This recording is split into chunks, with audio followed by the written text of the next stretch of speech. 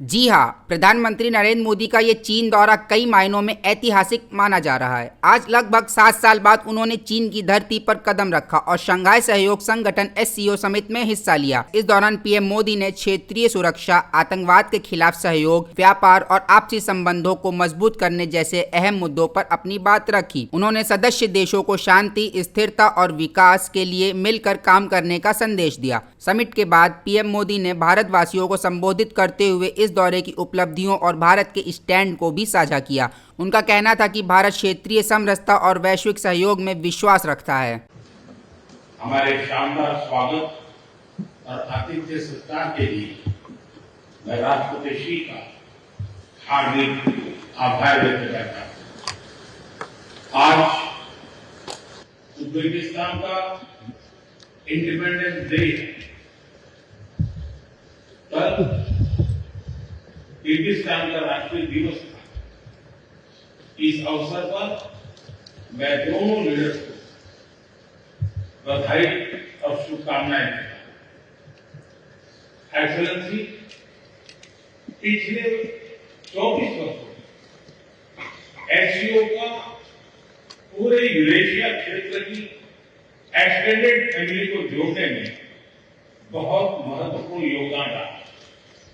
भारत ने एक सक्रिय सदस्य के रूप में हमेशा कंस्ट्रक्टिव और सकारात्मक भूमिका निभाई है।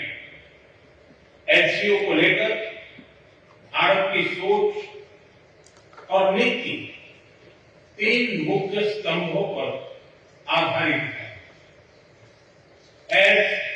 SCO, S security, C connectivity, O opportunity.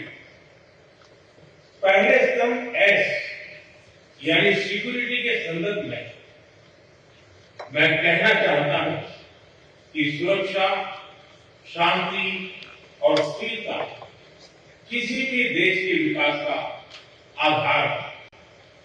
किंतु इस मार्ग में आतंकवाद, अलगाववाद और अतिवाद बड़ी चुनौतियां हैं।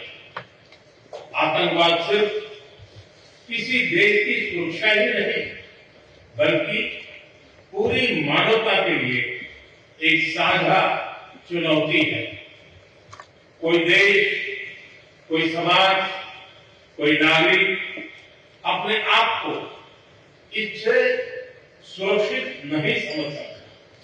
इसलिए आतंकवाद से लड़ाई में भारत ने एकजुटता पर बल दिया। इसमें SCO रेड्स की बहुत महत्वपूर्ण भूमिका रही। इस वर्ष भारत ने जॉइंट इंफॉर्मेशन ऑपरेशन को लीड करते हुए अल कायदा और इससे जुड़े आतंकी संगठनों से लड़ने का इनिशिएटिव किया। हमने रेडिकलाइजेशन के विरुद्ध समन्वय बढ़ाने और मिलकर कदम उठाने का भी प्रस्ताव रखा। टेरर फाइनेंसिंग के खिलाफ आवाज उठाई। इसमें मेरे समर्थन के लिए मैं आभार व्यक्त करता हूं। एक्सेलेंसी, भारत पिछले 4 दशकों से निर्मम आतंकवाद का दंश झेल रहा है। कितनी ही माताओं ने अपने बच्चे खोए और कितने बच्चे अनाथ हुए। हाल ही में हमने पहलगाम में टेररिज्म का बहुत ही घिनौना रूप देखा। इस दुख की घड़ी में जो मित्र देश हमारे साथ खड़े रहे, मैं उनका आभार व्यक्त करता हूं। यह हमला केवल भारत की अंतरात्मा पर ही आघात नहीं था, यह मानवता में विश्वास रखने वाले हर देश, हर व्यक्ति को खुली चुनौती थी। ऐसे में प्रश्न उठना स्वाभाविक है, क्या कुछ देशों द्वारा आतंकवाद का खुलेआम समर्थन हमें स्वीकार्य हो सकता है। एक्सेलेंसी, हमें स्पष्ट रूप से और एक स्वर में कहना होगा कि आतंकवाद पर कोई भी डबल स्टैंडर्ड स्वीकार्य नहीं होगी।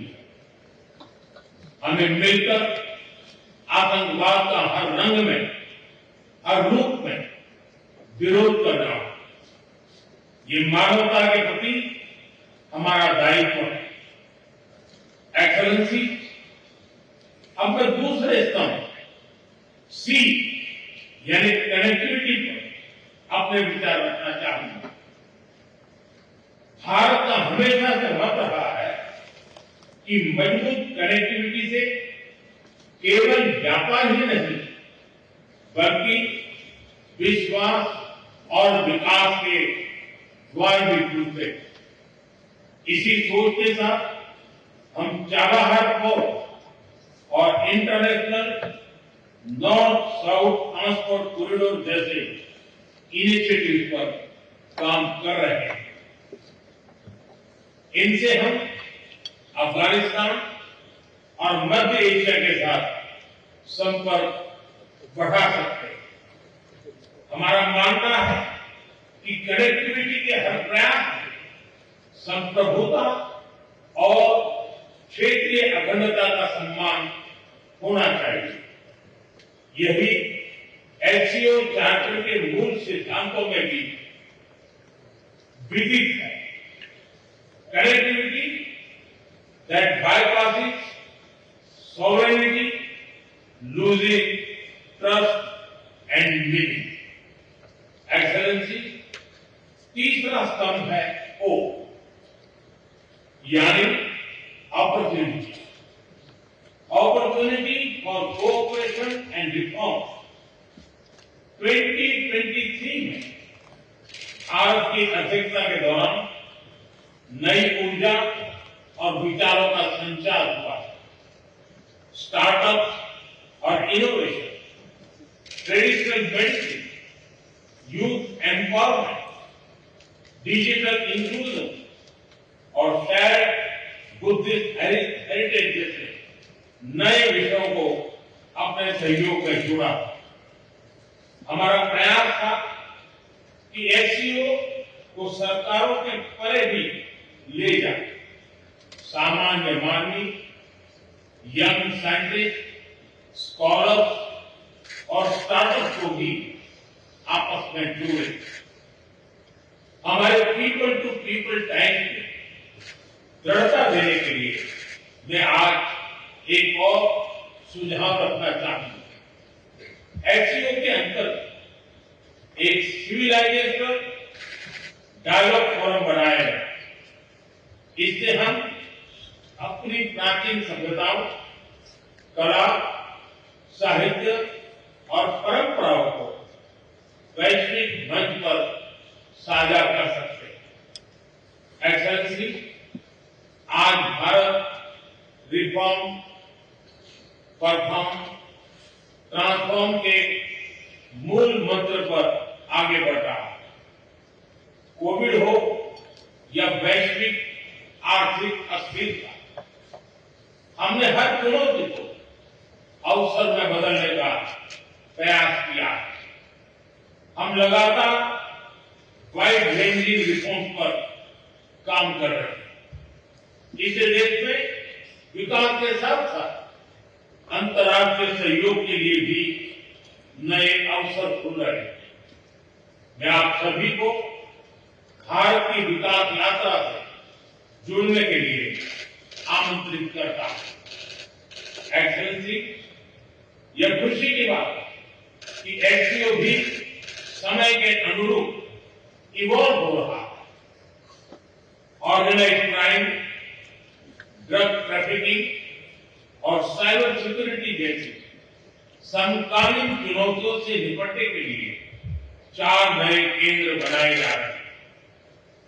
हम इस रिफॉर्म ओरिएंटेड माइंडसेट का स्वागत करते हैं। वैश्विक संस्थानों में रिफॉर्म के लिए एससीओ सदस्य आपसी सहयोग बढ़ा सकते हैं। संयुक्त राष्ट्र की 80वीं वर्षगांठ के अवसर पर हम एकमत होकर यूएन रिफॉर्म का आह्वान कर सकते हैं। ग्लोबल साउथ की आकांक्षाओं को आउटडेटेड फ्रेमवर्क में कैद रखना भावी पीढ़ियों के प्रति घोर अन्याय है। नई पीढ़ी के बहुरंगी सपनों को हम पुराने जमाने की ब्लैक एंड व्हाइट स्क्रीन पर नहीं दिखा सकते। स्क्रीन बदलनी ही होगी। एचसीओ मल्टीलेटरलिज्म और इंक्लूसिव वर्ल्ड ऑर्डर का मार्गदर्शक बन सकता है। मुझे खुशी है कि इस महत्वपूर्ण विषय पर आज एक स्टेटमेंट जारी किया जा रहा है। एक्सेलेंसी, हम सभी पार्टनर्स के साथ समन्वय और सहयोग के साथ आगे बढ़ रहे हैं। मैं एचसीओ के अगले अध्यक्ष किर्गिस्तान के राष्ट्रपति और मेरे मित्र प्रेसिडेंट जपारोव को शुभकामनाएं देता हूं। बहुत बहुत धन्यवाद।